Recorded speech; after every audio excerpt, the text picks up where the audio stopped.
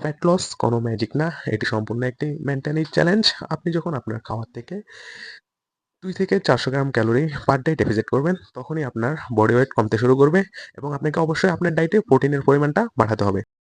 Welcome to my transformation journey fat to fit day 3। আজকের দিনটা শুরু হয় প্রাইভেট এবং কলেজ দিয়ে। কলেজ শেষ করে সোজা চলে যাই জিমে। জিমে ছিল আজকে আমার লেগ ডে।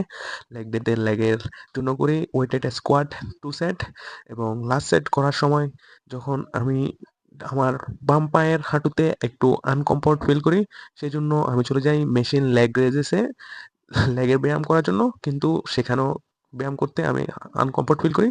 সেজন্য আমি সিদ্ধান্ত নিই আজকে লেগ ওয়ার্কআউট এখানে স্কিপ করে দিব। লেগ ওয়ার্কআউট স্কিপ করে কার্ভের জন্য 3 সেট করি এবং কার্ভসের ব্যায়াম শেষে আমি করি আমাদের পায়ের হাঁটুর হালকা নিচে টিপিয়া নামে একটা মাসল হয়, সেই মাসলটার জন্য করি 3 সেট।